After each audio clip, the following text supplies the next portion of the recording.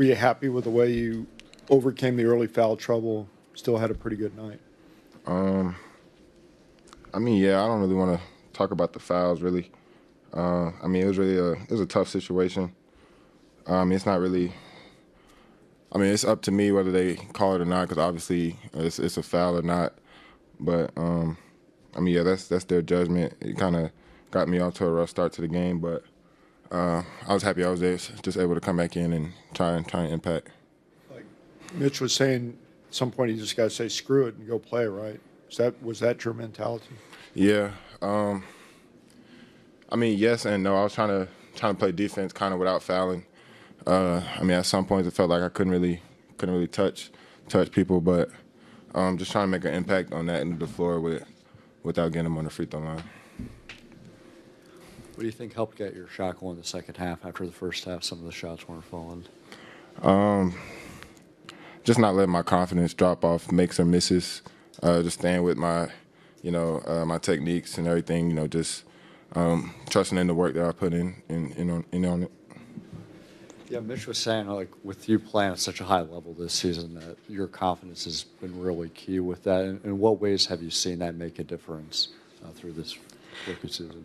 Just playing free. Like I said earlier, not letting my confidence drop off make or misses, but just allowing it to keep rising based off the impact I make defensively. I feel like that's my strong suit. So, just trying to hold my own on that end, and I feel like that kind of sets the tone for whatever kind of night I'm gonna have.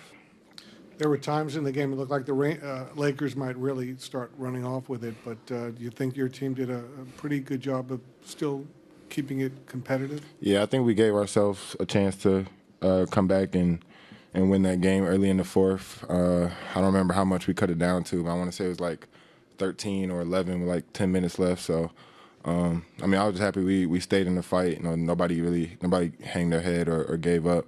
We kept playing through the end of the buzzer. What do you learn from a night like this guarding Luka? What do you store away from this experience? Really just how important the little things are when guarding a guy like that. It's hard to guard him one-on-one, but, I mean, if you put two on the ball on him, he's going to make the right read. So just trying to build off of our communication and trusting in each other on that end of the floor. So just really the little things that, add up towards the end of the game score.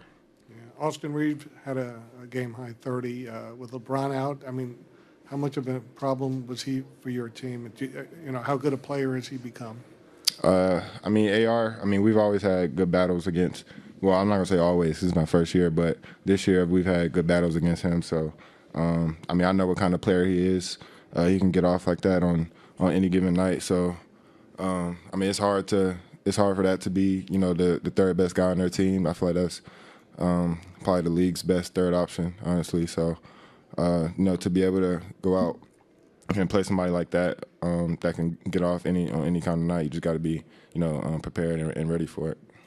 Kind of a big picture question. We're talking about the little things defensively. What's the game prep for you like when you take on these challenges throughout the season? A lot of film, tendencies, watching guys' tendencies, which way they like to go. Just preparing really with a lot of film and just watching the games that we played them previously, watching their last couple games, seeing the kind of rhythm they're in. And I feel like one of the most important things was trying to keep them off the free throw line, which I don't think we did a great job at. That kind of sparked the night for them, but that was definitely one of the key goals for us. You like that aspect? The film study, the homework that you have to do to prepare to defend some of these elite players. Yeah, it's not really whether you like it or not. I feel like it's needed against those kind of guys. So I feel like if you don't do it, then you're just doing yourself a disservice.